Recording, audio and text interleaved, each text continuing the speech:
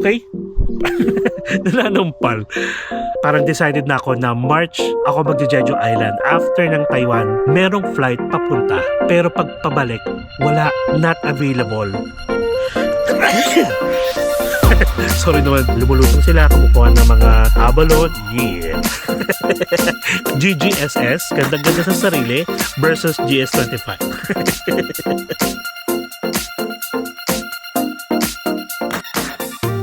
Hello guys, this is Mark Paragas and welcome back to another vlog. Actually, this will be our first time na mag-sit down vlog. And this is the moment that you've all been waiting for. Yung budget reveal, kung magkano yung nagastos natin sa Jeju Island, from flight, car rental, accommodation, food, and attraction. Okay? Ready na ba kayo? Wait lang. So guys, after this vlog, after this sit-down vlog, expect nyo na may panibago tayong travel series, which is, we are going to Taiwan. Yes, and actually, nandito na ako sa Taiwan. Naghahanap lang ako talaga ng magandang pwesto kung saan ako pwedeng mag-sit-down vlog. And, as of March 22 Sunday, medyo kukunti na lang guys dito yung mga cherry blossom. Nandito tayo sa Wuji Tianyuan Temple. Ito. Tcharan! Diba? Pinakita ko lang sa inyo para masabi kayo. Guys, panoorin nyo yung Taiwan natin, ha? Ayan. Sabi ko naman sa inyo, palagi tayong may mga bagong ipapakita. So, wait lang, ha? Hanap lang ako ng tables and chairs para at least habang nagbablog tayo, nakapatong lang tong aking camera. Wait. A few inches later. Ayan, so may nakita tayo dito sa pinakataas ng temple and medyo nasa 22 degrees ang feels natin ngayon. Wala tayong jacket kasi sanay na sanay yung katawan natin. Pero since mag-sit down vlog tayo, huwag lang sana tayong lamigin. Okay, so anyway, without further ado, ayan na, sige simulan na natin. So actually guys, ganito pala, kwento ko lang ha, singit ko lang na ang pinaka-original plan ko talaga last month, which is February, is pumunta lang ng Hong Kong and then Macau. Tatawid lang ako ng Macau. Tapos, nung nakita ko yung vlog nila Braille at saka Chad, na nagpunta sila ng Jeju Island, na-curious ako. At syempre, nung pinanood ko, sobrang na-excite ako para sa sarili ko. Sabi ko, oo nga pala. Gusto kong pumunta sa mga free visa country for Filipinos. Tapos nawawala sa isip ko or nawala sa listahan ko ang Jeju Island. So dahil kay Labrail, ayan, shout out. Kay Braille at saka kay Chad, naengganyo ako. So ginawa ko, sabi ko, sige, since parang mga ano na lang to ha, mga 2 to 3 weeks before ako mag Hong Kong. Sabi ko, may Taiwan ako ng March. Sige, parang decided na ako na March ako magje-Jeju Island. After ng Taiwan, tatawid ako kasi nung nag-check ako ng flight sa Google Flight, meron guys mga airlines na direct flight from Taoyuan International Airport going to Jeju. Tapos nung nagko-compute ako, medyo mahal, nasa 20 plus. Tapos parang nawawalan na ako ng gana or nawawalan na ako ng pag-asa. Sabi ko, oh my God, ang mahal. Para gastusan ko siya ng ganon. Baka pwede naman makapaghintay ako ng murang flight. And then, ganito. Parang out of nowhere, napanood ko naman si Rino at saka si Ed. Si Rino is behind the passport for everything, guys. Kung nakikita niyo yan sa TikTok, madalas silang mag-Hong Kong ni Edmar. May mga Klook din sila. Meron din silang Agoda promo code. So, ayun, nag-Jeju sila. Bigla ko natanong, ano yung sinakyan nyo going Jeju? And nag-Hong Kong Express pala sila. So sabi ko, oh my God, Hong Kong, nandun yung root word, root word sa Hong Kong. Eh, pupunta ko ng Hong Kong. So ito na, nag-check ako guys ng flight from Hong Kong to Jeju Island and pack na pack. Nakakita ko. So bali, via Hong Kong Express, yun nga lang, ang price natin guys, sa flight na nakita natin ay lumalabas na nasa 15,806 pesos. Pero let me explain. So bali ang nangyari guys, si Hong Kong Express kasi, kapag magbubook ka, yung pinaka base fare niya, kasama na yung tax, sobrang mura lang. Like, kaya nyo makapag Jeju Island from Hong Kong, siguro mga 5,000 pesos. Ang nagmamahal lang kay Hong Kong Express ay yung mga luggage. Ano yan? 4 na options. Merong parang hand carry lang, merong cabin baggage, merong check-in baggage, tapos personal item, and then merong 32 kilos na baggage, merong hand carry, merong personal item, pwede ka pang mamili ng seat. yun yung kinuha natin kasi palagi akong may dalang dalawang maleta, dalawang luggage, plus may personal ako. So pasok ako dun sa criteria na yon. Yun yung mahal. And that costs parang 5,000 pesos per way. So, pag niround trip yon, automatic parang nasa 10,000 pesos. And ang ticket lang natin is nasa 15,000 pesos. So, dun siya nagmamahal. Pero kung wala naman kayong isang cabin baggage or yung hand carry, let's say meron lang kayong 20 kilos na luggage plus personal item, pwede yun sa inyo guys. Like yung personal items nyo na bag, backpack, basta pwede siya sa ilalim. And then, ito pa pala, balikan natin yung flight ko sa Hong Kong. So, ang nakuha kong Hong Kong natin guys na ticket, round trip with 20 kilos baggage allowance ay nasa 7,500 pesos only. Since nagbalak ako mag-Jeju or nagplano ako mag-Jeju, since wala siya kasi sa plano ko talaga nung initially, di ba? Bali, yung pabalik natin sa Pilipinas from Hong Kong is mawawala, makakancel siya. Actually, hindi ko siya magagamit. So, bumili ulit ako ng ticket pabalik ng Manila. Di ba? Nakakatuwa. Ang flight naman, pabalik sa Manila, nasa 5,000. One way lang yon. So, syempre, napaghandaan ko naman siya, guys. Napagplanuhan. And again, make sure na kapag magta-travel kayo anywhere, make sure na planado, make sure na may budget para naman hindi kayo nagtitipid. Alright? So, ang maganda kay Hong Kong Express guys, sobrang bilis lang ng check-in process. And let me tell you na stricto si Hong Kong Express pagdating sa luggage, pagdating sa weighing allowance. Because yung ticket niyo nandun mismo susulat kung ang kinuha nyo ba is yung may luggage, may hand carry at saka may personal item. Ilalagay nila doon kasi kapag dating nyo sa mismong boarding gate at nakita nila na ang dami nyo dala, pag check nila ng ticket, wala doon, hindi naka-specify na kumuha kayo ng ganung option about sa luggage, pagbabayarin kayo on the spot. Promise yan. Okay?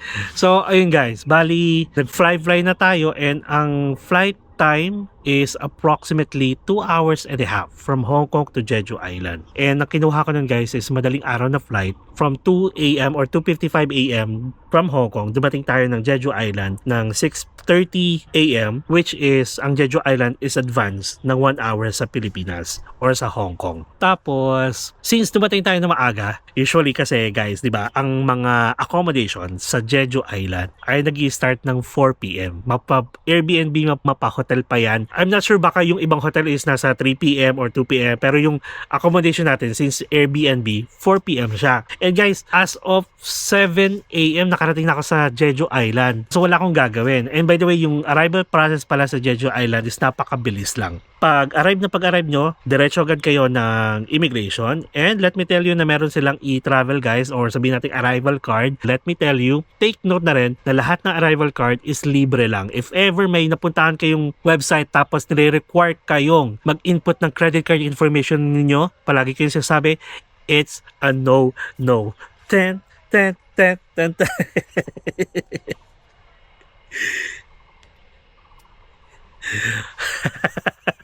Sumasayo pa nga. Lalagay ko dito guys yung link ng arrival card ng Jeju Island. Actually ng South Korea. And guys, ito pa pala. Let me clear na ang free visa for Filipinos is dapat from Manila to Jeju or kahit saang bansa pa kayo magagaling. Hong Kong to Jeju, Taiwan to Jeju, Singapore to Jeju, Thailand to Jeju. Free visa tayo. But kapag papasok kayo ng Seoul, ng Busan or sa mainland, kailangan nyo ng visa. Ganon. And ang mga Filipinos or sabihin natin mga Philippine passport holders ay pwedeng magstay for up to 30 days. Tapos ito pa pala. Sorry naman, wala kasi akong listahan. So impromptu yung ginawa ko. Going back to Hong Kong Express. Sige, pag check-in nyo guys sa Hong Kong Express, tatanungin agad kayo kung may accommodation kayo at kung may return flight kayo. Hindi naman importante yung going to Manila. Basta may return flight lang kayo pabalik ng Hong Kong. Hinahanap siya guys. Okay? And I've heard sa ibang tao, lalo na kila Rino, na hinanapan pa sila ng cash. Kung may dala silang cash, tapos nagpakita sila ng 5,000 pesos lang, and then nagpakita rin sila ng credit cards. Kasi tinanong din kung may Visa card sila or may credit card sila, pinakita nila meron. So, yun lang. Hindi naman chinek yung bank account sila, yung mismong online account nila.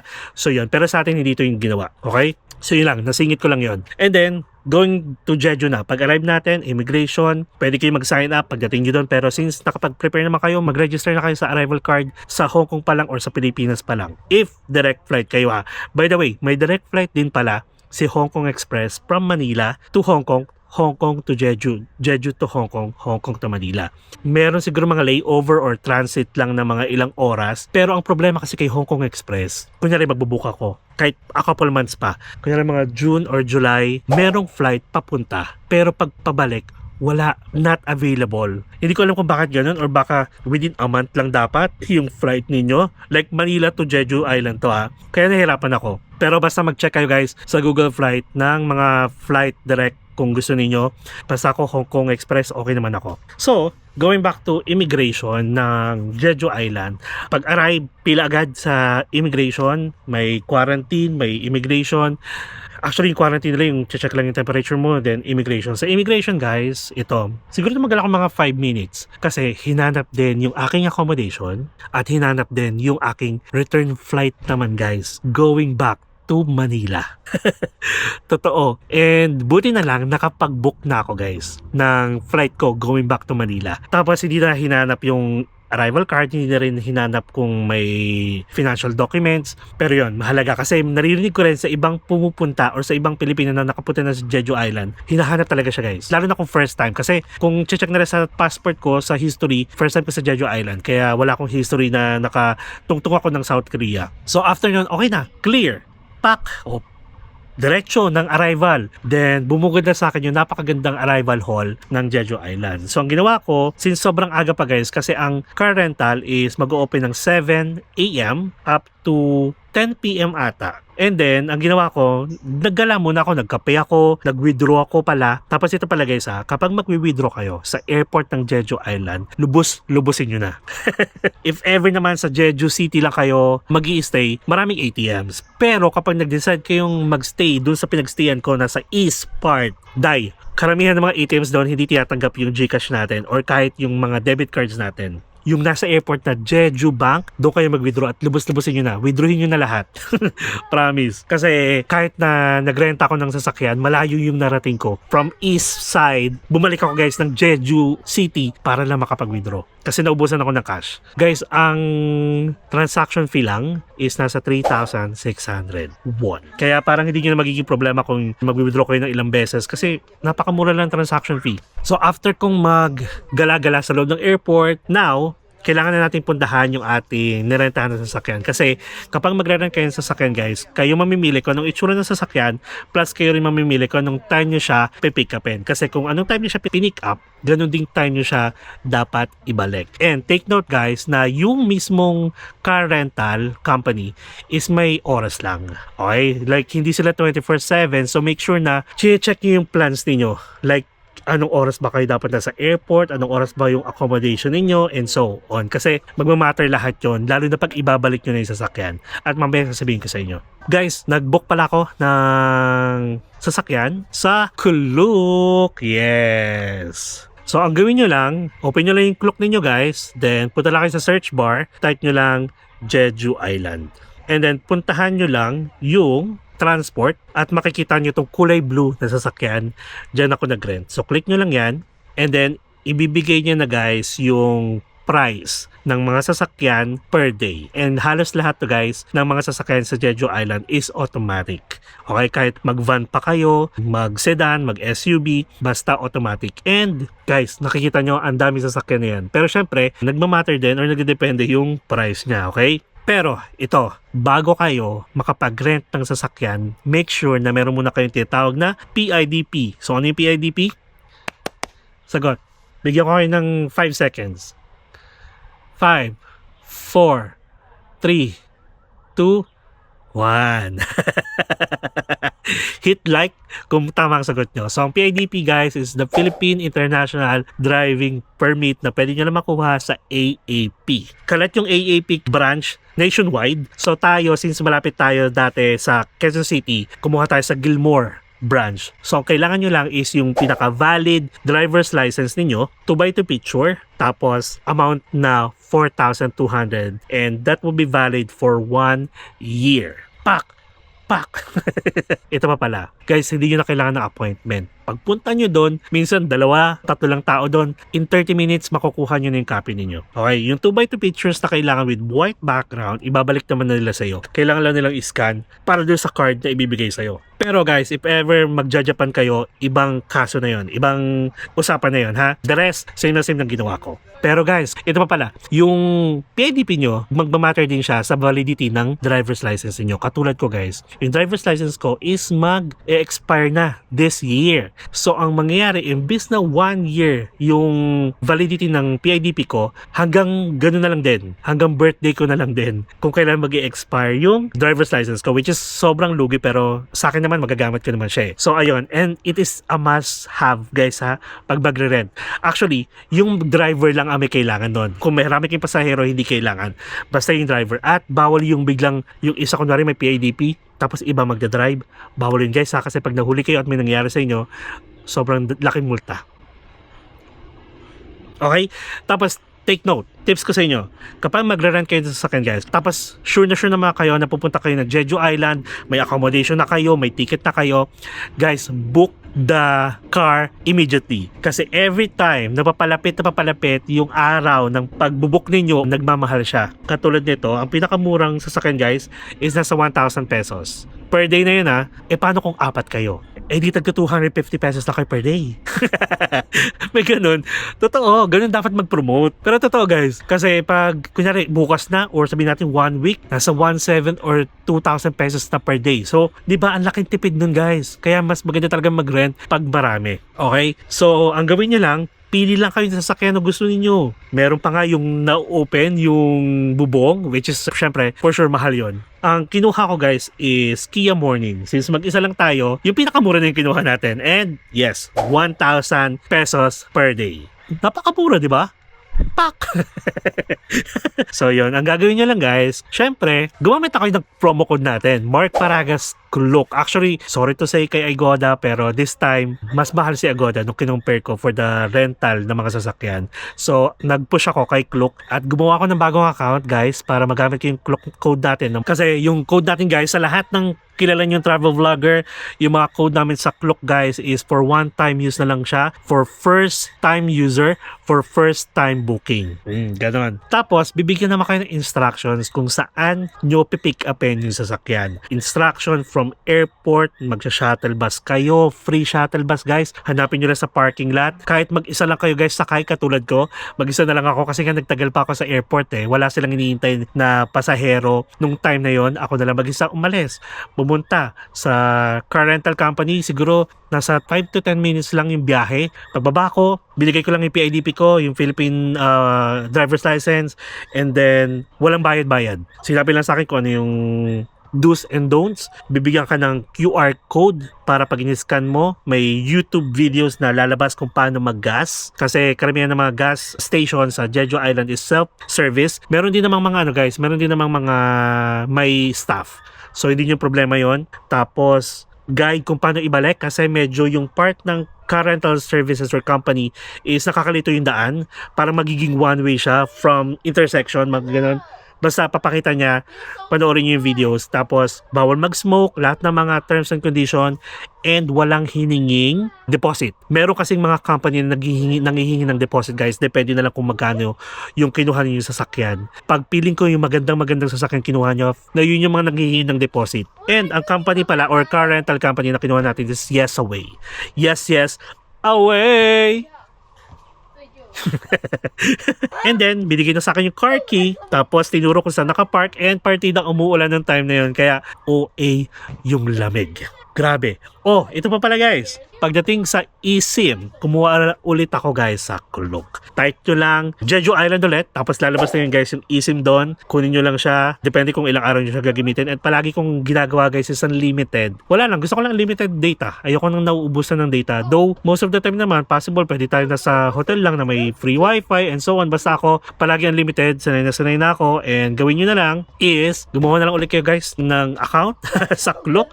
Kung gusto nyo gamitin yung code natin. Or this time, okay na rin kumuha kay Agoda ng eSIM. So, ang ginagawa natin guys, ang eSIM, alam nyo ba? Pwede nyo siyang i-install kahit nasa Pilipinas pa lang kayo. Install pa lang to ha. So, ibig sabihin, click nyo lang yung activate sa Klook, then isa-set up nyo na sa settings niyo, blah, blah, blah, then that's it.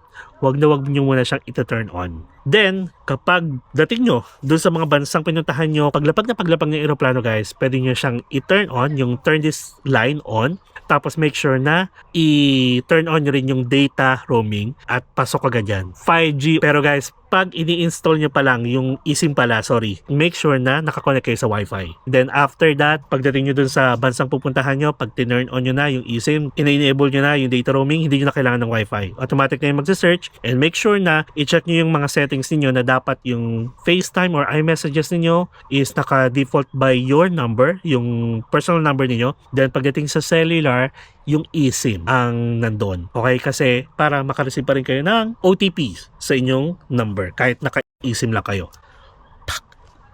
Okay? Nanampal. Hindi na konyat, no? Sampal na. After nun, guys, okay na tayo. May sasakyan na tayo. Meron na rin tayong eSIM. So, ang maganda pa doon, yung Kia Morning na sasakyan na kinuha natin, may navigator. Pero, kung medyo may type kayo tapos hindi lumalabas sa navigator na mismong naka-install dun sa sasakyan, then, the best map that you can use sa Jeju Island is Naver app. Yung Naver app, guys, is counterpart niya yung Google Map, pero hindi reliable si Google Map. Naver app is the map to be pag nasa Jeju Island kayo. I'm not sure lang kung ganun din ang sistema pagdating sa South Korea. Basta ako, subok ko na si Naver app. May mga gusto kong puntahan na hindi ko nakukuha dun sa mismong navigator at kay Naver app lang siya talaga. Tapos dala ko rin yung charger ko kasi nga palagi nakasaksak doon, and boom na boom. Okay? Actually guys, nung time na yon, yung pinaka first day ko, technically first day ko yun kaso umuulan. Ang bala ko talaga dapat mag-i-store na ako sa buong Jeju Island kasi guys. Kapag mag-check kayo sa Agoda at saka sa Klook, makikita nyo madalas doon East Tour, West Tour, Southwest Tour, North Tour, mga ganon. Lahat yon may mga kanya-kanyang attractions. And since sa East tayo mag-i-stay, gusto ko sanang simulan sa East Tour na lang din para after ng tour natin, diretso na tayo sa accommodation, which is napakalapit na lang. And nagkataon kasi na ang accommodation natin guys, kumuha tayo sa Airbnb from Jeju Airport. Going to our accommodation will take 50 to 55 minutes travel time. And take note pala guys, kapag nagda-drive kayo, ayan, makikita nyo guys, kapag school zone, regardless kung may pasok or wala, nasa 30 kilometers per hour ang limit. Makikita nyo doon, merong mga speed limit camera or speed camera guys. And even yung navigator nyo sa sasakyan, mag-a-alert yun guys. Tapos, kapag mga residential area, mga businesses, offices, or mga parang medyo barangay ang peg nung dadaanan nyo, nasa 50 kilometers per hour. Then, kapag mga nasa highway na kayo guys, either 60 or 70 kilometers per hour. Ganon siya. Mapapansin nyo naman na yung mga turista na nag-rent ng sasakyan talaga sumusunod. May mga pasaway din guys na lokal. As in, parang sa atin lang din. Kasi sa Skyway sa atin, 100 or minsan may 80, may 90 or 100. Minsan talagang 110, 120. Malalaman mo yun kasi yung bilis nila guys. Kapag i-compare mo sa bilis mo, kunwari nasa dashboard mo lang is 80 kilometers or 70 kilometers, tapos sila ang bilis. So ibig sabihin nasa 90 or 100 sila. So ganun, make sure na lang na sumunod tayo sa rules kasi hindi siya covered ng insurance ng sasakyan. Kayo mag-shoulder lahat ng fine or lahat ng violation ninyo kapag meron. Then regarding insurance, kumuha rin kayo guys ng travel insurance sa Klook. Type Travel Joy. One word. Tapos select nyo lang doon yung South Korea, and then kung ilang days, tapos may tatlong option yun: basic, essential, or light, essential, and deluxe. Depende sa coverage na gusto nyo, just in case may mangyari sa inyo, magkasakit man kayo, at least insured kayo. Tapos kasama na rin doon kung masira yung luggage ninyo or may mangyari sa inyo, ganun. And then next, ang ginawa natin, dahil umuulan nga, hindi natuloy yung ating tour. Grabe yung paghihintay ko nun sa loob ng sasakyan guys. Promise. Grabe, parang mga 2 hours. Pero ang ginawa ko, from Jeju Airport, dumiretso na ako guys ng Woljong, kung nasaan banda or malapit yung ating accommodation. Tapos mini-message ko si Nuna Ayan, tawag ko na sa kanya nuna na pwede bang mag-check-in na maaga. Guys, mabait naman pero hindi talaga pwede. Parang strict sila sa rules kung 4pm, 4pm ka lang. Ganun.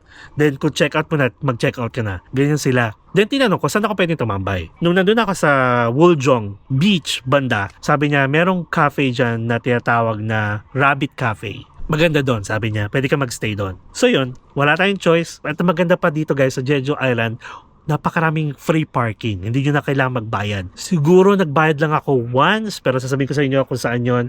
Pero the rest, okay na okay. So, nagpark ako doon, nakita nyo naman yung Rabbit Cafe. Sobrang ganda, sobrang aesthetic. Tapos kung maganda lang sana panahon, pwede kayo sa rooftop nun. As in, amazing view. Actually, kahit umuulan nga, ang ganda nung view nyo eh. Parang may dagdag sa diba, sa vibes nung cafe. And then, ang binili natin noon is tiramisu and then affogato. Masarap siya. Tapos, natapos na ako, nahiya ako magstay kasi sa baba walang tao. Nasa second floor lahat. Tapos, since na-board na ako, may nakita ako guys na BHC. Napakalapit lang doon mismo. Actually, parang magkahilera lang sila nung Rabbit Cafe. Baliktad nga eh. Nauna yung dessert bago yung chicken. So, ang ginawa ko guys is kumain ako sa BHC kasi ang naalala ko, ang first encounter or first experience ko sa BHC chicken is sa Central World, sa Bangkok, Thailand. And kasama ko nun si Shane. Actually, na-videohan ka pero hindi ko na-release yung vlog about it. And sabi ni Shane ata, parang sumikat siya because kumain ata dun si Jungkook. Ganon. Hindi ko lang sure. Hindi ko napanood yung part na yon. Umorder tayo nung parang special chicken nila na black lava chicken kasi nga si Jeju Island guys is nabuo because of the volcano eruption 4,000 million years ago. Nabuo siya kaya siya naging Jeju Island, and yung kulay ng chicken is para siyang black lava, tapos merong sriracha sauce na nagbibigay ng lasa, which is masarap siya guys. Panalo yun. And siguro naalala ko nasa 1,000 pesos din yung nagastos natin. Tapos going back doon sa cafe, para nasa 400 pesos naman yung nagastos natin. So yun. And then syempre kain-kain, tapos hindi ko na ubos, nag-take out na tayo. And ito na, pwede na tayo mag-check-in, nag-message na. Kasi naalala ko naman parang lagpas na tayo sa check-in time, nasa BHC chicken pa rin tayo. So, ito guys, if ever magbubuk kayo ng mga hotels, ayan na. Kahit sa part ng Jeju Island, mag-compare kayo ha. Airbnb, Klook, and Agoda. Actually, karamihan nung sa mga nasa Airbnb, baka wala sa Agoda and sa Klook. So, anyway, kapag nag-compare kayo at nagustuhan nyo sa Agoda kumuha, you can use my promo code MP Hotel Agoda for big discount up to 5-time use. And if ever naman kukuha kayo ng mga activities, tour, eSIM sa Agoda, you can use my promo code MP Tour Agoda. Usually guys, hindi daw gumagana, nag-error yung ating code kapag minamanual type ninyo dun sa deals, tapos may box doon, may voucher box doon. Ang gawin nyo lang, lalagay ko yung mga links sa description, click that, automatic ma-apply na siya sa inyong account. Walang kahirap-hirap. Hindi nyo na kailangang i-manual type, tapos diretso na lang kayong bookings. Take note guys na may mga hotels na hindi applicable yung ating bookings or ating promo code. Makikita nyo na lang yun sa ilalim. MP Hotel, MP Tour, ganyan-ganyan. Tapos sa payment page, dapat yun ang i-select nyo. Kasi kung may existing voucher kayo sa Agoda, ipapakita nyo naman kung anong gusto nyo piliin. And nandun naman yung MP Tour Agoda or MP Hotel Agoda. Okay? Then, if you want to book naman sa Klook, nasabi ko na to, use my promo code Mark Paragas Klook. Tapos sa Airbnb, wala tayong promo code. And then, syempre, mas mura sa Airbnb nung nahanap ko na accommodation. Dahil nga, hindi siya talaga kasama sa plan natin nung nag-Hong Kong tayo, di ba? So, did you know? Ito na. Kung nakita niyo yung ating accommodation, yung itsura ng accommodation natin, sobrang napaka niya. Parang kung nanonood kayo ng mga K-drama series, tapos nasa Jeju Island yung set nila, ganun na ganun. As in, dagat, ang ganda ng labas nila na pwede kayong kumain kung maganda lang sana panahon. Even yung mga lokal, yung mga host natin sobrang mabait. Ilalagay ko dito guys yung pinakapangalan niya sa Airbnb at saka lalagay ko na rin yung link niya sa description para naman hindi na kayo mahirapan. Okay? Guys, nakuha ko lang siya for 1,000 sorry naman. Nakuha ko lang siya guys for 1,100 pesos only. Good for one person yun ha. Yun nga lang, walang breakfast. Pero may unlimited coffee, pwede kayo mag-grind. Kung gusto niyo may 3-in-1 naman. May water dispenser, pwede kayo magluto kung gusto niyo. Tapos, one thing I noticed, hindi pala sila nagpo-provide ng mga bath towel, kundi face towel lang. Marami naman in fairness. Parang siguro 3 towel per day yung binigay niya. So, kumpula naman yon. And in fairness naman, absorbent siya. Pero, so yun guys, sobrang mura. Diba? So kayo na lang mag-total ha. Mahirap mag-edit ng mga ganun-ganun dito. So kayo na lang mag-total ng mga pinagsasabi ko. And then, yun yung moment na nagkaroon ako ng chance na makihalubilo or makasama yung mga host at yung kaibigan nila. Yung kaibigan nila, good thing na lang, marunong mag-English. Kasi yung mga host, medyo basic lang. And then si Yong daw is parang older brother. Yun yung tawag sa kanya. Sakto kasi, naghahanap siya ng sombrero. Since malapit sila sa dagat, tapat na ng dagat, mahangin. So ayaw niya nagugulo yung buhok niya. Alam niyo ba guys, by the age of 50s, 60s, mas ano pa rin talaga sila sa cosmetic. Like, ang dami nilang check na mga paraphernalia sa mukha para lang maging makinis, hindi maging haggard. Ganun pala talaga sa South Korea. Totoo kasi naghahanap sila ng pangmukha tapos yung sombrero nga daw. And then natuwa naman kasi ako sa kanila guys, at least may remembrance ako na every time na nakikita nila yung sombrero, maalala nila ako at binigay ko yung sombrero na yellow. Ayun. And shout out kay Guido at saka kay Kat. Dito sa Taiwan, nag-meet kami. Nagkasama kami sa isang night market. Binilan ako guys ng new era na yellow din. Thank you. Ayan. I love you. See you soon. So yun, going back. And maganda pa dito guys sa accommodation natin. Nakakatuwa. Kasi first time ko mag South Korea, first time ko mag Jeju Island. Yung kama nila may heater. Tapos yung sahig mismo may heater. Pero yung kama, nasa sa inyo kung gusto nyo i-turn on or hindi. Ako, mainitin ako, diba? Gusto kong ma-feel yung lamig. Tapos yung aircon pala sa accommodation natin guys ay pang summer lang. So nung time na yon, wala yung remote controls. Tinanong ko, sabi niya nga pang summer lang daw. And since malamig naman, naka-open lang yung bintana ko guys. And masarap yung simoy ng hangin. Very safe guys sa Jeju Island. Sa South Korea, very safe. So don't worry, kahit na provincia type na yon, guys, naka-open lang yung bintana ko. At actually, hindi siya nakalock kahit lumalabas na ako. Any moment, pwede yung pasukin pero hindi sa Jeju. Wag sa Jeju. Hindi kayo mabubuang sa Jeju. Okay? So, the next day, yun na yung nag-start yung ating tour. Ang ginawa ko guys, since hindi ako kumuha ng activities or tour sa Klook, ginawa ko lang silang reference. Yes. And, check natin. Bali, gagawin kong reference din yung mga videos na ginawa ko para sa pagkasunod na ginawa natin, ha? Medyo malamig na dito, ha? Nasa 2:38 PM pa lang naman. Alright. So bali yun pala yung nangyaring first day in Jeju ko. Panoorin nyo na lang, nandun lahat ng kinuwento ko. Now, day 2 ng ating pag-i-stay sa Jeju Island guys. Doon na tayo nag-start mag-east tour pero partial lang to guys. Kasi since solo natin yung oras, parang wala tayong hinahabol na oras. So kung gusto nyo mag-stay sa isang lugar, tagalan nyo. Pero take note na kapag ginawa nyo yun, hindi kayo sumusunod sa oras na nasa clock din, may mga chances talaga na hindi kayo mapuntahan na mga attraction. Yun yung nangyari sa atin. Gumising tayo ng tanghali kasi ang sarap lang matulog. Sa tanghali na tayo nag-start. And ang una nating napuntahan is the Hamdok Beach. Iyan yung may inakyat din ako na Hamdok Peak. Tapos nandun din yung Del Mundo Cafe pala na wala pa akong idea kung ano yon. Nakita ko na siya pero hindi ko alam na popular pala siya sa mga turista, lalo na sa mga Pinoy kasi maganda yung view. Pero hindi pa tayo nag Del Mundo Cafe. So guys, free parking, free attraction. Yung Hamdok Beach, gumala kayo dun kung gusto nyo. Tapos yung Hamdok Peak, pwede nyo akyatin yun. Kung gusto nyo rin, nasa sa inyo. Okay? Then after nun, dumiretso tayo ng Dongmun Market. So ibig sabihin, from doon sa area natin nag-east, bumalik tayo ng Jeju City. Kasi yung Dongmun Night Market or Dongmun Traditional Market is nasa Jeju Island. If ever kasi na hindi umuulan nung first day natin pagdating, ano na yun guys, magkakasunod na yun. Kasi ang gagawin ko sana na biyahe ng east tour natin from Jeju, madadaanan natin yung Dongmun Street Market. Doon tayo kumain ng fish cake. Doon tayo bumili ng rice cracker. Doon rin tayo kumain ng tteokbokki. In fairness, okay ang food doon guys. At if ever mamimili kayo ng mga pasalubong, pwede na doon. Kung mamimili kayo ng mga pagkain na dadalhin nyo sa inyong accommodation, may wet market din doon. Pwede na doon. Lalo kami sasakyan kayo. Doon sa Dongmun Night Market, maraming parking, lalo na sa labas, pero may bayad. Siguro yung mga nag-a-assist lang. And ang siningil lang ata sa akin, 1,000. 1,000 won. So yun. After ng Dongmun Market, bumalik tayo ng Woljong Beach, kung saan malapit yung accommodation natin. Naggala lang tayo doon, wala tayong binayaran, nag-park lang tayo, libre ulit yung parking. Pinakita ko lang sa inyo yung Woljong Beach, may nagsasurf pa nga. Tapos karamihan pag malakas yung hangin or may ulan, nandun yung mga seagulls. Yung mga seagulls guys, pwede nyo silang pakainin yung shrimp crackers, yung parang oishi sa atin. Gustong gusto nila yon. Huwag yung maanghang ha. Huwag naman yung maanghang. Yung oishi, parang ganyan siya, shrimp crackers. And then, after Woljong Beach, pinakalas nating napuntahan is the Hanyos Museum. Hanyos, ito yung mga woman divers na nakikita natin sa K-drama na lumulusong sila, kumukuha ng mga abalone,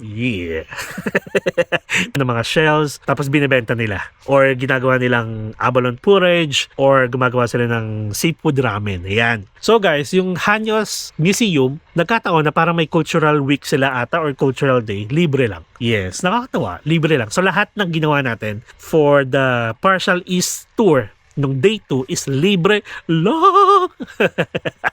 Ang OA. Ayun, so umuwi na ako ng masaya.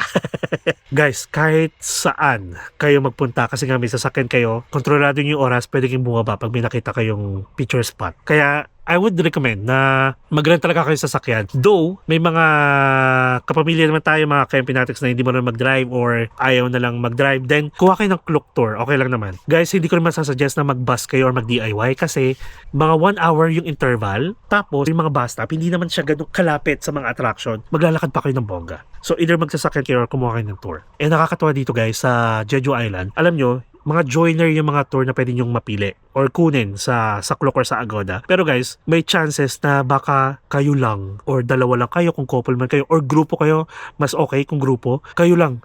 Like, nagiging private tour siya guys. Kasi, unti lang talaga yung pupunta sa Jeju Island. I don't know why, pero nag-enjoy ako ng bonggang-bongga. Yun. Okay. After natin ng Hanyos Museum, yun yung kumain tayo sa 7-Eleven. Yun yung first 7-Eleven experience natin sa Jeju Island. Actually, meron tayong vlog tayo na comparison ng 7-Eleven versus CU versus GS25. So, doon ko siya kinuha. Yun yung shots na yun. Nag 7-Eleven tayo guys. Ang nagastos ko lang is mga nasa 600 pesos. Guys, ang nangyayari kasi sa akin, kapag nasa ibang bansa ako, nagbablog ako, lumalabas na parang 1 meal a day lang tayo. Yung tinatawag nilang OMAD. Wala tayong breakfast, wala tayong lunch, kaya ang nangyayari, dinner na lang. So, yun yung dinner ko sa 7-Eleven. And in fairness naman, okay na okay siya. I love the rice with mayo and seaweeds. Hindi ko pa siya nagagawa ulit sa Pilipinas. Gagawin ko siya pagbalik ko. Masarap. So anyway, after nun, umuwi na tayo, naligo tayo, tapos nakatulog na tayo. Next day, ito yung ginawa na natin yung other half ng East Tour. Ito yung pumunta tayo sa may cave, tapos nag-canola fields. Meron pang isa na beach. Nag-Songshan Ichulbong tayo. And actually, umalis ulit ako guys ng mga before lunch. Kasi nga, ang sarap na tulog natin. Huwag kayong masarap ang tulog mo sa Jeju Island kasi malamig. Ayun guys, so bali, libre lang ulit lahat ng parking sa pinuntahan ko. Ang may bayad lang is yung may cave for... Oh my God, I forgot. Ang arte. Lalagay ko dito. Mura lang guys. Tapos wala pang katao-tao. Diba? Nakakatuwa. So after nun, umakyat tayo ng Songshan Ichulbong. Yung Songshan Ichulbong meron yung free trail at saka summit trail. Tapos every 2 p.m. guys, take note na kapag maganda yung panahon, hindi malakas yung alon, may Hanyos performance or ano tawag doon? Hindi performance yung tawag nila oh my God, ano yung word na yun? Demo. Hanyos Demo. Parang ganon. Every 2 p.m. guys kapag maganda panahon, mapapanood nyo sila. Sa free trail yun. So, dito naman sa Songshan Ichulbong, ang pinaka may bayad kung akit kayo ng summit. Yung summit na yun guys, yun yung makikita nyo pag umakit kayo, nandun yung pinaka-crater, yung volcanic cone na tinatawag nila, and naakit natin siya guys. I'm so proud of myself. Then, dumating yung time na pagdating natin dun guys sa Songshan, sa baba pa lang, sa free trail na area, dumating tayo na 3 p.m. So automatic, wala nang performance, wala nang Hanyos Demo. So ang ginawa na lang natin to support them, kumain tayo ng seafood ramen for 15,000 won. And kung gusto nyo naman ng abalone porridge, that's 10,000. Medyo nandiri ako. sa itsura ng abalone. Ayoko siyang, ayan. Ang ginawa ko, gupit-gwet. Ayan. Masarap. In fairness. Tapos yung view nyo parang, oh my God, ang ganda. Promise. Yun na lang yung ginawa ko to support them guys. Kasi, di ba, kumukuha sila ng mga ganun. Yung tipong alam mo yun, para ka nag-free dive na grabe yung hininga mo nun. Talagang pipigilan mo, makakuha ka ng mga abalon, mga shells. Grabe. Nakaka-proud sila. Grabe. Tapos I found out guys, or natutunan ko dun sa Hanyos Museum na by the age of 5 and 6 pala, yung mga babae is tinitrain na sila to become Hanyos divers. Tapos, kabaliktaran ng sa mainland, katulad ng sa Seoul. Sa Seoul kasi, ang uso, mga lalaki nagtatrabaho, mga babae is housewife. Dito sa Jeju Island guys, baliktad. Mga babae yung nagtatrabaho para sa pamilya nila. Tapos hindi lang yun. Kahit bata ka pa, hindi pa tapos ang laban kapag after mag-training ng pagdadive. Guys, kayo pa rin yung maghuhugas ng pinggan, mag-serve ng pagkain, and so on. Ganun sa kanila. Kaya parang mga subok na yung mga babae sa Jeju Island. Tapos, after nun, yun naman, yung ginawa natin sa CU. Yun na yung dinner natin sa CU. And sa CU naman guys, ang nagastos natin is parang almost 600 to 700 pesos din. Again, 1 meal lang to ha. Hindi tayo bumili ng breakfast, hindi tayo nag-lunch. Pero guys, if ever, sabihin na natin if ever mag-breakfast, lunch, and dinner kayo, siguro mag-save na lang kayo ng mga 700 pesos din per meal, like breakfast, lunch, dinner. So that's 2,100 pesos. Ganun na lang. Kasi tayo parang 1 meal a day nga lang kasi tayo nangyayari. So kumain tayo sa CU at actually pinaka-nagustuhan ko siya because nandun yung carbonara, napaka-creamy. Nandun yung plate na set ng meal natin na merong chicken, pork, and beef. So, doon sa CU, ang hindi ko lang nagustuhan, yung vanilla latte na sobrang tamis na para pagtikim mo, inject agad ng pang-diabetes. Ganun siya. So, anyway, okay siya. Nagustuhan ko siya. Panalo yung CU sa akin. And then, the next day, ayan. Ito na. Yung next natin, guys, is our first Korean barbecue experience sa Jeju Island. Ito yung kumain tayo sa isang barbecue restaurant. Actually, alam niyo ba, ang daya nga eh. Doon sa labas pala nakalagay, kapag nag-survey ka, tapos pinakita mo sa kanila, yung second order mo ng meat, 50% off na. Hindi ko nabasa yun. Ang daya. Pero anyway, dun lang siya banda guys sa atin. Ang nakakatawa sa Woljongri Beach area, merong Korean barbecue at ang taas nila guys sa Google, para mga 4.2, 4.3. Oy, okay na yun ah. Yun lang yung nagastos natin. Ang sarap ng food kasi dito naman, yung pinaka meat mo is nasa 600 grams na. And guys, hindi pala uso dito yung mga unlimited. Ay, hindi dito. Hindi uso sa Jeju yung unlimited or baka sa ibang lugar meron. Pero yung mga nakainan ko so far, per grams yung black pork na binibenta nila. Nagkataon na parang 400 grams of black pork plus 200 grams of pork belly yung in-order natin. Tapos libre lahat ng mga sides. May lettuce. Syempre nandun yung mga sauce. Satisfied ako in fairness. Kasi ito yung gustong-gusto ko na habang nanonood ako ng K-drama, gusto ko yung mga pinaghihiwa pa sila. Ganun guys. Grabe. Panalo siya sa akin. Ay, sabi ko nga parang bitin ako.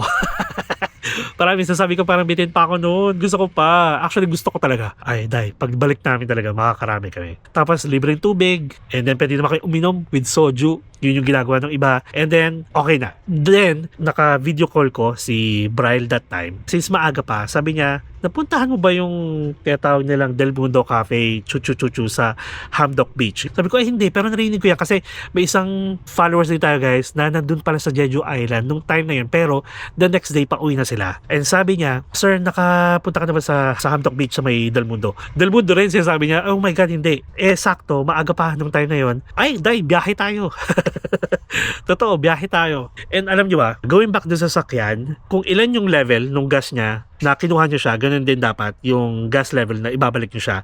If ever lumagpas kayo, nag-full tank kayo at full tank pa rin pag binalik nyo, i-refund naman kayo, don't worry. So, sabi ko, sige, punta tayo ng Hamdok Beach. Ang ginawa ko guys, first time natin magpapagas after 3 days. Ang nabawas na lang sa kanya from 10 bars, parang nasa 4 bars na lang yung natitira. So, ang ginawa ko, lang ako, 20,000 lang pinagas ko. Parang bumalik lang sa 10 bars. Parang 12 bars kasi yung total niya. So, nagpagas ako for 20,000 won. Diba? Tingnan nyo, for 20,000, magkano yun? 800 pesos? Kasi iniisip ko kung marami kayo sa sasakyan, diba? Hati-hati. As in, grabe pag may sasakyan. So anyway, yun na. Nagpagas na ako, tapos diretso na ako doon. Punta ako ng Hamdok Beach, nakita ko na yung Del Mundo Cafe. So sabi ko, nagsisi ako, dapat pala pinunta natin to. Kasi nga, paggabi na nung time na yun. Like, pa-sunset na. And doon lang lumabas yung araw. Then, ayun guys, ang ganda ng view. Ang ganda ng feeling, yung vibes na habang nagkakape ka, yung alon, yung narinig mo, yung hampas ng tubig, ng dagat. Nakikita mo yung Hamdok Peak. And then, ang ininom ata natin noon is vanilla latte, guys. Yun lang, hindi na ako nag-dessert, pero meron sila mga dessert doon, may mga sandwiches sila, and that's it. After nun, nagala-gala lang ako, tapos biyahe na ulit tayo. So, ang next na ginawa natin, guys, ay ito na, yung nirak na natin lahat ng convenience store, and last na ginawa natin is yung GS25. GGSS, ganda-ganda sa sarili, versus GS25. So sa GS25 guys, hindi ko nagustuhan yung food. Kasi siguro dahil palate na yon, baka wala na masyadong food. Yun yung pinakamaanghang na rice. Akala ko kimchi rice. So yun pala hindi. Parang buldak rice siya guys. Huwag nyo yun orderin ha. Marami pa kayong options. Meron din silang set menu. Don't worry. Na parang katulad nung sa CU. Tapos, umorder tayo doon ng blue lemonade. Ang sarap nun guys. Plus yung Dubai Chewy Chocolate, meron sila for 5,800 won. Dalawa na yun guys. Naisip ko, pwedeng pasulubong pala to, no? Why not bili tayo? Ay, bumili ako ng 3 guys. Yung isa na iwan ko pa. Naiwan ko pa sa ref. So yun, kung i-rate pa rin natin kung ano yung pinaka nagustuhan ko convenience store, panalo ang CU, tapos 7-Eleven, then last ang GS25. Okay? Next, pumunta tayo guys ng Udo Island. Grabe guys, actually, alam niyo ba yung Songshan Ichulbong na pinuntahan natin kung saan dapat manonood tayo ng Hanyos Divers? Ano yun? Malapit na yung pinaka-port doon going to Udo Island. And good thing guys, nung time na nag-decide ako mag-Udo Island, umaraw, gumanda yung panahon. Kita-kita nyo naman sa video. So, 30 minutes from our accommodation going to Songshan Port. Bumili lang tayo ng ticket guys, round trip for 11,000 won. Round trip na yun ha. Ang gagawin nyo dun guys kapag pupunta kayo ng Udo Island, pagpasok nyo sa terminal, may makikita kayong mga form doon, boarding pass or boarding form. Since round trip yung kukunin nyo, dalawa din yung pipilapan nyo. Nakikita nyo naman mga number doon. Kung marami kayo, pwede na kahit isa lang mag-fill out para sa inyo lahat. Nandun yung name, kailangan nyo ilagay yung age, yung birth date, plus, ano pa ba? Ayun. Tapos babayad na kayo and then itago nyo yung isang ticket. Kasi yung isang ticket, pabalik yon. If ever mawala naman, don't worry kasi pagdating nyo ng Udo Island, meron din yung terminal na pwede kayong bumili ng ticket. And watch out talaga kayo sa time ng first trip at saka last trip kasi baka maiwanan kayo, wala kayong choice kundi magstay doon. Tapos dito yung na-experience ko guys, yung pagpapakain sa seagulls kasi nga, sinasabi ni Brian, pwede naman. Then, bumili ako ng crackers. Tapos make sure guys na maghugas kayo ng kamay, mag-alcohol kayo after ha. Kasi alam niyo naman na ang mga ibon yung madaling tabuan ng mga sakit or sila yung carrier, ganun. Pero safe naman. Actually, yung pinaka-ferry niya, inabot lang ng mga 15 minutes ride. Then, pagdating nyo ng Udo Island, meron nyo dun dalawang store nagpaparent ng sasakyan or ng e-bike. So may options kayo, bike, e-bike, scooter, then yung isa na parang pedicab ang peg. Depende na lang kung anong kukunin nyo, mas mura syempre yung bike, yung e-bike. Pag nag-e-bike kayo or nag-bike kayo guys, hindi nyo na kailangan magpakita ng PIDP o yung Philippine International Driving Permit. Pero kapag kumuha kayo ng e-scooter, yung sinakyan natin, kailangan. And ang binayaran ata natin for the e-scooter is 40,000 won. Pakita ko ulit sa inyo. Nagrenta tayo, tinuruan tayo kung paano mag-drive. Actually, ang pinaka-limit lang naman ng mga e-bike na yun at saka yung mga sasakyan sa Udo Island is nasa 30 to 35 kilometers per hour lang yung takbo. And actually, kung hindi kayo bababa, kung gusto nyo na libutin, yung pinaka-outer road lang or yung main road ng Udo Island, kaya nyo siyang libutin ng 40 minutes. Like, babalik agad kayo kung saan yung starting point niyo. Pero kung may gagawin kayo, like, mag-picture-picture, mag-take na video, mag-reels, tapos kumain pa, I would suggest at least 5 to 6 hours kayo mag-stay doon. Nagkataon na yung ating nirentahan na scooter is for 4 hours lang. Hindi ko lang sure kung bakit kasi ang sabi ni Braille, actually natanong lang naman talaga niya is yung e-bike. Yung e-bike parang whole day mo na yon hanggang sa 4 PM. Pero yung scooter natin may limit. Hindi ko lang sure kung baka nagoyo tayo or whatsoever pero okay na yun sa akin. Nilibot natin, free attraction, pero kung gusto nyo kumain, syempre may bayad. And then, doon ko nakita yung haha-ho-ho. Kung saan din kumain sila, Braille, ng Udo Burger. Kasi sa Udo Island, guys, may mga si-serve sila doon na wala sa Jeju Island. Umorder tayo ng burger, umorder tayo ng Coke, at sobrang mabait mga staff, guys. Tapos pinakita ko yung video ni Braille. Nung nag-vlog sila doon, tuwan-tuwa kasi nag-picture din si Braille. Pinakita ko, grabe, tuwan-tuwa sila. Like talagang happy. As in, i-assist ka talaga. Like, sobrang mabait ng mga tao sa Jeju Island. Promise. Tapos, if ever dalawa kayo guys, kasi may dalawa yun na signature nila. Isang Udo Burger, tapos Black Pork Burger ata yung isa. Mag-share kayo, tag-isa kasi ikakat naman nila ito half, tapos tuturuan kayo kung paano gamitin yung parang papel na gagawing ice cream cone, nalagay yung burger, tikman nyo pareho. Kung marami naman kayo, tikman nyo lahat. Yes, marami dong cafe, marami dong restaurant. Ang gaganda ng mga parang ano nila, mga exteriors, like kanya-kanyang style, kanya-kanyang tema para lang pang-inganyo sa mga turista.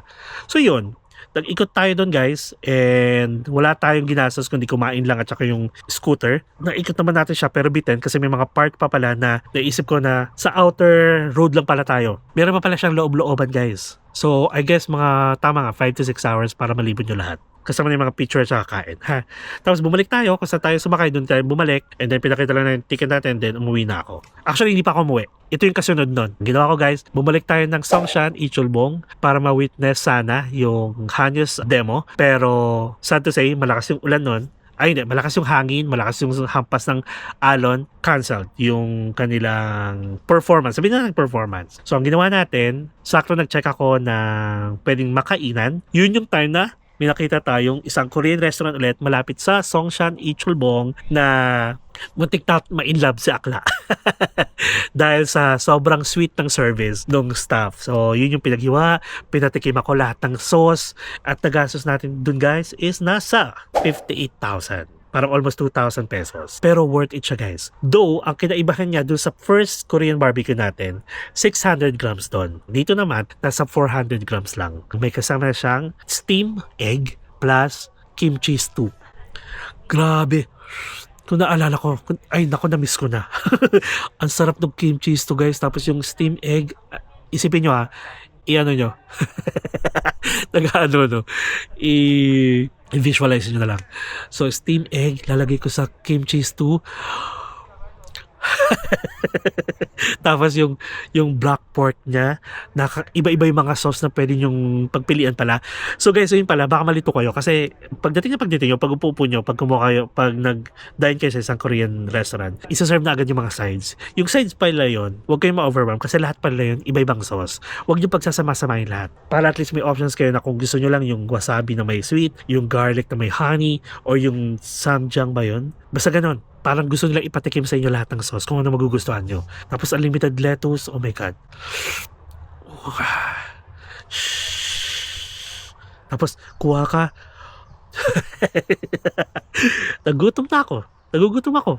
Grabe, ang sarap naman. Tapos after nun, coffee naman tayo para pantanggal umay dun sa lasa ng pork. Bali, umorder tayo ng coffee prop. Ang sarap. Parang mga nasa 200 pesos naman. Hindi tayo nag-dessert, yun lang. Kasi doon ako nakipark sa kanila. Sorry naman, pero doon ako nakipark sa kanila. Grabe. Okay, so yun na pala. And then, next guys ay last day na in Jeju Island. So ito take note. Makinig kayo. Yung last day natin sa mismong Jeju or sa accommodation natin is a day before bago tayo bumalik ng Pilipinas. Ang flight kasi ng pabalik natin guys sa Hong Kong ay 7:55 AM. Naalala nyo, meron tayong sasakyan, di ba? Since mag-open siya ng 7 AM, tapos ang flight natin ng 7 AM din, hindi kakayanin. Kasi nga, bawal siyang iwan, wala silang service out of their operational hours. So, a day before, kunwari, ang flight natin is tomorrow, hanggang today ko lang nirentahan yung sasakyan. Ano yun? Akala ko bubuyog. Pinagpapalipad ng drone. Kinabahan ako. Kasi ang lakas. May bawal drone dito So anyway, ay yun pala. Bawal ang drone guys sa Jeju Island Ayan, di ba? May nagpapaalala sa akin. Natakot. So anyway, going back. So bukas yung flight natin. Pero naplano ko na to bago pa ako dumating sa Jeju Island. Binalik ko na yung sasakyan today, kunwari today, tapos bukas yung flight natin. Binalik ko yung sasakyan today, and then nag-check out na rin tayo na maaga. Kasi nakuha ko yung sasakyan ng 9 AM, kailangan 8:59 AM, mabalik ko na rin siya. So nag-check out ako sa accommodation natin ng maaga, hindi na ako nakapagpaalam, kasi baka tulog pa sila. Then nagpa-full tank na ako guys para sure. Kasi babiyahe pa tayo. And good thing hindi nabawasan yung full tank natin. Hindi biyahe tayo for 55 minutes. Yun na yung time na talagang maulan pa rin. Solid yung sasakyan. Dumating tayo 8:55 a.m. Then reimburse or ni-refund yung sobra sa full tank. Nakakuha pa tayo ng 5,000 won. And then okay na. Good thing about the car rental, may shuttle bus din sila from that office or that venue going back to Jeju Airport, which is parang nasa 5 minutes lang. And then, syempre, dala-dala na yung luggage natin. Nasa airport na ulit tayo. Parang first day ulit in Jeju Island. So, ang ginawa ko, kumain lang ako sa airport and then naggala-gala tapos nakatulog tayo. Ito ha, take note. Bukas pa yung flight natin. So, anong gagawin ko buong araw sa Jeju? Ang ginawa ko guys, nag-book ulit ako ng isa pang Airbnb. And ito naman is nasa 10 minutes to 15 minutes lang away from the airport para paggising natin kinaumagahan, mag-Uber lang tayo kasi nga, malapit na lang eh. At saka mabilis tayo makapag-Uber, makapag-check-in agad tayo. And take note pala guys, ulit, ang Jeju Island guys, ang Jeju International Airport guys is nag-open lang from 5 a.m. to 11 p.m. Hindi siya 24/7 na open guys ha. At yung mga pasahero hindi pwedeng mag-stay sa Jeju Airport pag close. So, that's the reason why kung bakit ako nag-book pa ng isa pang accommodation para lang may tutulugan. So, ang ginawa ko noon, bago ako bumiyahe going to our accommodation, take note ha, di ba sabi ko nga sa inyo, mga Airbnb usually 4 p.m. Eh, nandun na tayo guys as early as 9 a.m. So, ang ginawa ko, kumain lang ako sa food court nila, yun yung parang pinaka-lunch natin. And then, naghanap ako ng pwesto guys na pwedeng tulugan. Ang ginawa ko, alam niyo ba, yung push cart, tapos meron akong neck pillow. May mga upuan doon ako sa gilid. Ginawa kong dantayan, yung push cart. And alam niyo ba, nakatulog ako na 3 hours.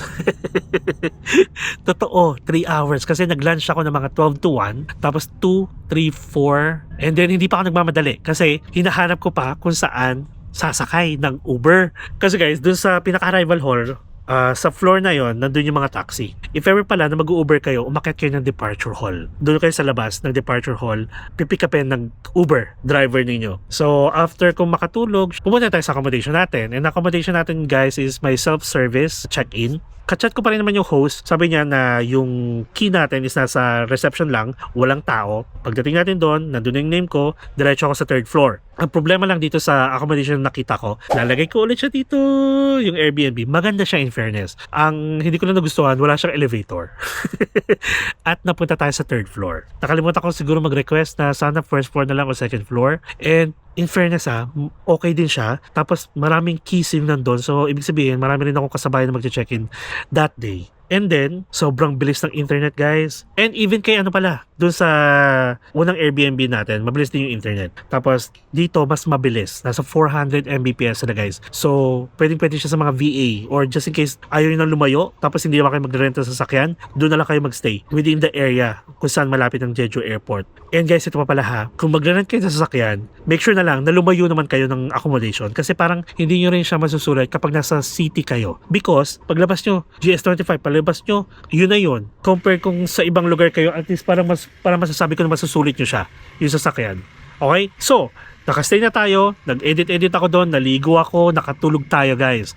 After nating nagising tayo mga 7 p.m, lumabas tayo para mag GS25, yun yung last part na nakita nyo kumakain tayo. Doon ko nakain yung meal. Doon ko nakain yung meal tapos ng mango juice tayo. And then, uwi, tapos tulog. Nagising tayo guys na mga 4 a.m. Tapos nag-check out tayo ng 5 a.m. Kasi nga open na yung airport nun. Medyo nahirapan ako guys kumuha ng Uber. Kasi nga siguro dahil alam na mga Uber driver din na saradong airport, baka walang mag-Uber na ganun kaaga. Parang twice pa ata ako. Na-cancel yung isa ko, then okay naman yung booking ko for the second time. Pero nagkitay ako ng mga 10 minutes bago dumating. So okay na. Nahatid na ako sa airport and then nag-check-in na tayo guys. Good thing wala masyadong tao. At ito ulit, pagdating ko ng counter guys, hinanap ulit yung aking flight pabalik ng Pilipinas. Kasi 'di ba, ang Hong Kong Express natin is Jeju to Hong Kong lang. So hinanap siya guys. Kaloka no? Pero at least maganda yung nagiging stricto sila pagdating sa ganun. Tapos sakto, yung kinuha ulit natin na luggage allowance is may 32 kilos, may hand carry, stricto rin sila guys sa weighing limit ha. Tapos may small bag ako. And then, pasok tayo sa banga. Sobrang bilis lang guys ng check-in process. At least parang tapos ka na in 10 minutes. So after check-in, pasok na ako sa security check and then e-gates. Tapos yun na, ito na. Remember nyo, wala tayong ticket before, di ba? From Hong Kong to Manila. So, since may ticket na ako Jeju to Hong Kong ng umaga, darating tayo kasi ng Hong Kong na mga around 9:30 a.m. So, bali, ang ginawa ko, yung ticket natin from Hong Kong to Manila, kinuha ko mga 7 ng gabi. Merong 5 p.m. or may 5 p.m. at saka may 11 p.m. pero hindi ako nag-take the risk kasi baka biglang ma-delay yung flight ng Jeju Island natin. Imbes na dumating ako ng 9:55, di ba? Baka dumating man ako ng 10:55, 11 ata yung pinaka-earliest ng Hong Kong na pwede kong piliin noong time na yun. Hong Kong to Manila. So, hindi ko na ginawa yun kasi ayoko mag-take ng risk. Ayoko nagmamadali. So, ang kinuha ko is 7 p.m. Though meron din namang 5 p.m. pero mahal. After nun, then Hong Kong to Manila na, and then doon nasira guys yung ating luggage. Tapos in fairness naman, kay Cebu Pacific, tulad nung ginawa nila, process na ginawa nila nung first luggage natin na ganun din, ganung kulay, ganung brand na nasira nila from Hanoi naman yon. In 3 days guys, meron na agad resolution. Kinompensate agad ako dun sa damage na nangyari doon sa luggage natin. So, okay na ako dun. Actually, okay ako sa Cebu Pacific. Parang wala nang keme-keme. Magpa-file sila ng report, wala na question. Ang tatanungin lang kung may travel insurance kayo kasi di ba covered yun. Pero kung wala, go pa rin, ipa-file ng complaint. In 3 days, may solution na agad. Ito na, bigla ko nagtaka. Wait lang, wala pang 6 months yung luggage ko. Yung American Tourister na yan. Nasira ulit. Pero bakit ko sisisihin si Cebu Pacific kung posibleng ang may mali si American Tourister? So ibig sabihin, ang pangit ang quality ng luggage nila. Kasi ang bilis guys nasira, wala pang 6 months, like 4 months pa lang ata. And guys, alam niyo yan, narinig niyo yan palagi sa vlog ko na yung red pa lang, palagi yung dala natin kasi nasira pa, hindi pa ako nakakabili. Kung kailan nabili ko, parang mga 3 months pa lang ata, nasira agad. So ibig sabihin, bakit ko sisisihin si Cebu Pacific kung baka yung luggage quality ng American Tourister, knock American Tourister, baka naman, i-check nyo yung quality ng luggage ninyo. Ang mahal pa naman ng luggage nyo ha. So anyway, na-compensate naman ako guys. So baka bumili na lang ako ng iba. Kahit hindi yellow. Ayoko na kay American Tourister. Kaloka siya. Baka nga naman pangit yung quality. Pero kasi nung una, oo guys. Kasi yung yellow ko nung una, sakto. Wala rin siyang 1 year. Nasira. So parang ilang balibag lang masisira na no? Nako American Tourister ha. Twice na nasira yung luggage ko na wala pang 3 months, 4 months. So, yun lang. Diba? So, kung tutusin guys, kung isa-sum up ko ticket natin, medyo napamahal lang tayo kasi nga nag-book pa tayo ng separate ticket from Hong Kong to Manila. Tapos yung Jeju. Sama na natin yung Hong Kong Yung ticket natin lahat-lahat ay umabot ng 29,000. Kasi nasayang yung pabalik natin na, di ba may round trip tayong Hong Kong. Nasayang kasi hindi ko nagamit. Tapos nag-book pa ako ng panibago. Pero if ever guys, mag-book kayo ng Manila na to Jeju. Like Manila to Bangkok, Manila to, basta ganun may transit pa rin going to Jeju. Kaya nyo siya makuha siguro mga 20,000. Pero kung gusto niyo naman gawin yung ginawa ko guys, abang kayo ng seat sale going to Hong Kong. Tapos saka kayo mag-book ng Hong Kong to Jeju. Minsan nagsisale talaga sila. And sabi ko nga sa inyo guys, makakakuha kayo ng mura kung wala kayo masyadong luggage. Kaso guys, syempre, Jeju Island yun, malamig. Kailangan may mga coat tayo, mga ganyan. Mapapaano talaga kayo? Mapapadala. Pero kung kaya nyo ng ipasok siya sa 20 kilos, tapos wala kayong hand carry, kundi yung personal item lang. Kung nakuha kayong flight natin, yung pinaka-base fare ng 5,000 plus 3,000, kaya nyo makakuha ng Hong Kong to Jeju, Jeju to Hong Kong round trip ng 11,000. Promise, baka less than, baka nga 10,000 Ganon. Tapos sa accommodation, ay guys, sobrang mura ng mga accommodation sa Jeju Island. Promise, kaya ng 1,000, lalo kung Airbnb. Pero guys, kung hindi naman kayo kukuha ng sasakyan, gusto nyo mag-DIY or gusto nyo kumuha sa Klook or sa Agoda ng mga tour activities. Per activities kasi guys, parang nagkukosya ng 3,000 pesos. Yung East Tour, West Tour, Southwest Tour, mga ganon. And going back dun sa mga tour na kinuha natin, hindi pa tayo guys nag-North Tour, hindi tayo nakapag-Northwest Tour, kaya yun yung mababalikan namin nila Bryle next year, at saka nila Shane. Okay? So, feeling ko, ang budget nyo for the entire stay na doon lahat na yun nasa 60,000. Kayang-kaya siya. Pero ang maganda kasi dito guys, kung may makita agad kayo ng murang ticket or seat sale, book nyo na yung ticket pa lang. Kasi yung ticket, okay na yan, malilipasan na yan. Kumbaga bayad nyo na. Then saka kayo mag-ipon, sabihin natin 40,000 for the accommodation, car rental, and pagkain. And kung magpapasalubong pa kayo, then adla kayo ng additional 5,000 pesos, 10,000 pesos. Roughly 60,000 pesos is okay na. Lalo na kung may sasakyan nga kayo talaga. Pero kung sabihin natin, sige, kung wala kayong sasakyan, 70,000 pesos kasama ng mga tour. Actually, promise, baka may mag-comment dito na baka nakakuha lang sila 50,000, kaya na yung 50,000. Okay lang, kung magtitipid kayo, okay lang. Pero sabi ko sa inyo, huwag kayo magtipid sa food. Huwag kayo magtitipid sa food, lalo na pag nasa Korea kayo. Ay, sangyup ulit tayo. Lahat tayo guys, kain tayo. Iniinit natin yung black pork barbecue, may lettuce. Tapos kukunin natin, sasawsaw natin, lettuce. Tapos bilang kimchi. Then samjang. Tapos balutin.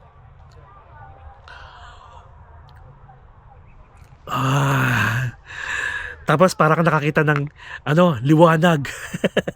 Kasi nagustuhan nyo, tapos bibigyan ko kayo ng pitek with sweet moves.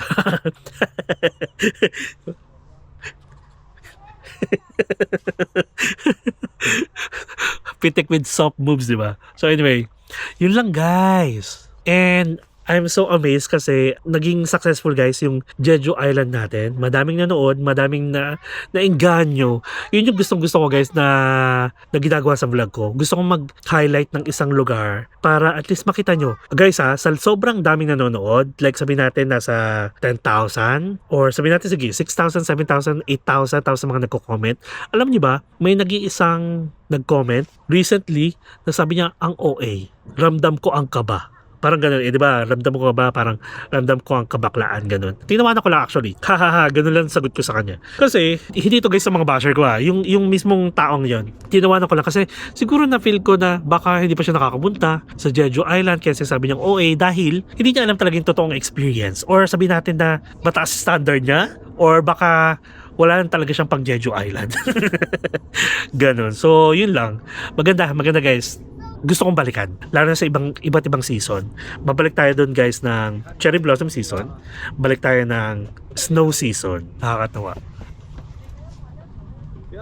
So, gwapo naman ni Daddy. So, yun.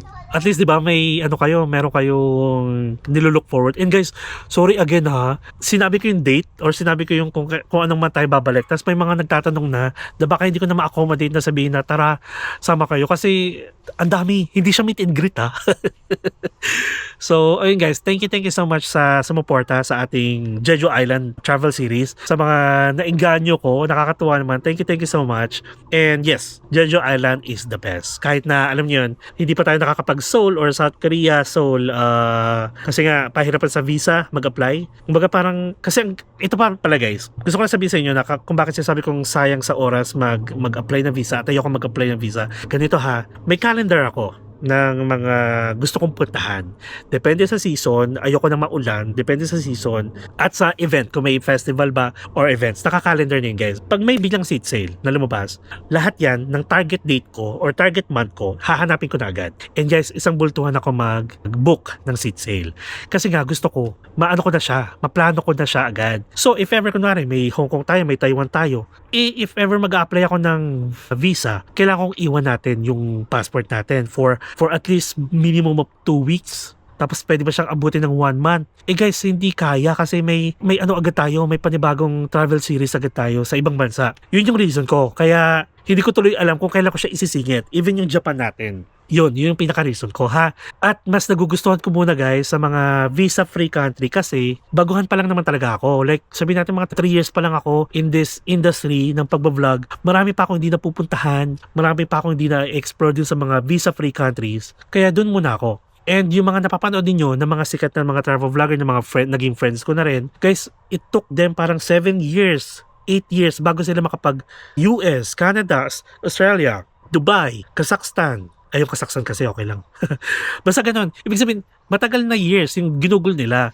Possible pa lang tayo. So please bear with me. Mga visa-free country pa lang tayo. Pero meron akong good news sa inyo guys. Na baka lang wag muna. Meron tayong Kazakhstan this year.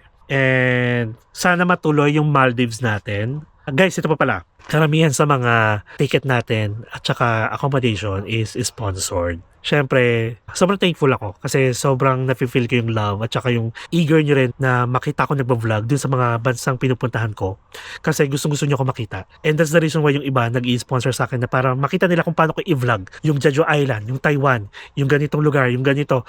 And thank you so much. Kaya alam nyo ba, minsan hindi ko na lang sinasabi or hindi ko na lang pinapakita sa camera. Sorry naman, pero magmamayabang ako, generous ako mag-tip kasi share ko lang yung blessings. Dahil yung mga blessings na to guys, hindi ko na ako gumastos sa ticket, hindi na ako gumastos sa accommodation. Yung iba ha, hindi tong Jeju. Sa akin tong Jeju. Katulad ng accommodation natin sa Hong Kong. Tapos si Ate G din, nagpapadala ng mga budget sa akin. Kaya parang grabe yung blessings. Like overflowing blessings. Bakit hindi natin i-share? Pero yung iba off-cam, promise. Kaya ayoko namang ipakita kasi lahat. Hindi naman kailangan. Kasi alam pa naman basta si Lord nakikita niya yan. And gusto ko i-practice yung pag-appreciate natin. Small gesture dahil sabi ko nga sa inyo pag nakita ni Lord na itong anak ko na grabing pag-appreciate niya ng mga bagay na binibigay ko sa kanya, mga blessings, bigyan natin to, ganon guys, promise, totoo yun. Manifest natin lahat ng plano natin, i-claim natin. So yun lang guys, I hope nagustuhan nyo yung ating sit down vlog about sa budget and mga pinagagawa natin, yung summary na lang din ng ating Jeju Island travel series. And yun, sana maiganyo pa rin kayo. Okay? And kahit anong season naman, pwede kayo kung gusto nyo mag-snow, kung gusto nyo mag-cherry blossom, kung gusto nyo ng malamig lang, go for it. Kaya pa naman yan. Tumitingin sila sa akin dito. Wala na dito. Dead end na to. So, yun. So, anyway, just in case may mga questions kayo, tapos hindi ko na-cover yung iba, message nyo ako or comment na lang kayo, then sasagutin ko kayo. Alam nyo naman yung sumasagot ako sa inyo palagi. Ha? So, guys, that's it. Thank you so much. And looking forward ako sa mga Jeju Island travel ninyo. This year, next year, claim natin yan na matutuloy kayo. Okay? So, thank you so much and please share this video sa mga may balak mag Jeju Island, mga nagpaplano pa lang para at least may idea sila kung magkano yung budget na pwede nilang isave or itago. Then, kung first time nyo sa channel ko, please subscribe to my channel, Mark Paragas Official, and hit the notification bell para updated kayo sa mga upcoming travel vlogs pa rin, not only sa Jeju Island at sa mga susunod pa, mapa-domestic man or international. You can also follow me sa iba ko pang social media accounts, Facebook, TikTok, and Instagram. And you can also join us for free sa ating Empinatics Official broadcast channel para sa mga updated ganaps, mga real-time ganaps, mga travel plans, future plans, malay nyo magkasabay-sabay tayo. Tama? Tama? Tama. So guys, please enjoy life. Live life to the fullest. Enjoy every moment because you will never be at this stage again. So please do what makes you happy and follow me as we discover the world one step at a time. Thank you. Kamsahamnida. See you guys on our Taiwan vlog series. Bye-bye.